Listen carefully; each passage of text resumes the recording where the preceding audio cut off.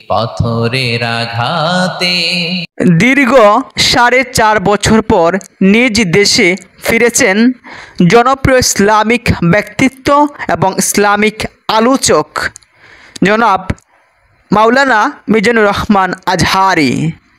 জানা গেছে দীর্ঘদিন পর মালয়েশিয়া থেকে নিজের দেশের মাটিতেই পা রেখেছেন বিশিষ্ট ইসলামিক ব্যক্তিত্ব এবং আলোচক মিজানুর রহমান আজহারি। অল্প হলেও বরকত আছে। তিনি নিজের ভেরিফাইড ফেসবুক অ্যাকাউন্টে একটি পোস্ট দিয়ে তিনি নিজেই বাংলাদেশে এসে পৌঁছেছেন সে বিষয়টি নিশ্চিত করেছেন আজ বুধবার 2 অক্টোবর বিকেলে নিজের অফিসিয়াল ফেসবুক পেজে। সেখানে তিনি লিখেছেন, আলহামদুলিল্লাহ সালামাতে প্রিয় মাতৃভূমিতে এসে পৌঁছালাম। পরম করুণাময় এই প্রত্যাবর্তনকে বরকতময় করুন, দুআর নিবেদন। আরেক জনপ্রিয় ইসলামিক বক্তা এবং আলোচক মুক্তার আহমেদ তিনি লিখেছেন, মাতৃভূমিতে আপনাকে স্বাগতম, আপনার এই আগমন বরকতময় হোক। চির শান্তি এটাই পৃথিবীতে হয় না।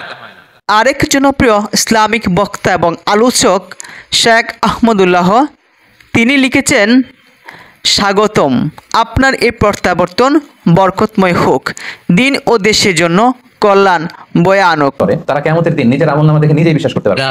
আরি আবু রায়হান যিনি বাংলাদেশকে বিশ্বের বুকে বারবার তুলে ধরেছেন তিনি লিখেছেন, আহলান সাহলান মারহাবান তৈবান।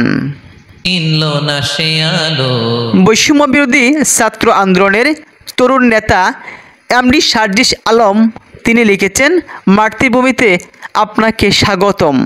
এভাবেই দেশবাসীর ভালোবাসায় শুভেচ্ছায় মুগ্ধ হয়েছেন জনপ্রিয় এই আলোচক এবং ইসলামিক ব্যক্তি জনাব মিজানুর রহমান আজহারি। এর পূর্বে গত 6 আগস্ট নিজের ভেরিফাইড ফেসবুক পেজে 24 মিনিটের ভিডিওর এক পর্যায়ে তিনি বলেছিলেন, অনেকে জানতে চেয়েছেন আমি কবে দেশে আসব। তাদের উদ্দেশ্য আমি বলতে চাই খুব শীঘ্রই দেশে ফিরছি এবং পূর্বের ঘোষণা মোতাবেক দেশে এসে পৌঁছেছেন মিজানুর রহমান আজহারি। এতদিন তিনি মালয়েশিয়া অবস্থান করলেও বিভিন্ন দেশে ইসলামিক কনফারেন্সে যোগ দেন এবং আলোচনাও রাখেন। প্রায় সময় আমরা শুনেছি অনেক ইসলামী বক্তা, গবেষক, শিক্ষার্থীরা তারা ওই বক্তার কথা এবং ক্লাস শোনার জন্য মনোযোগ সহকারে ক্লাস করছিলেন। জানা গেছে উচ্চতর শিক্ষা লাভের জন্য তিনি দেশের বাইরে অবস্থান করছিলেন। অনেকেই সামাজিক যোগাযোগ মাধ্যমে অনেক প্রকার মন্তব্য করে থাকেন। অনেকে বলছিলেন কোনো রাজনৈতিক কারণেই তিনি দেশ ছেড়েছিলেন, তো প্রকৃত কারণ জানা যায়নি।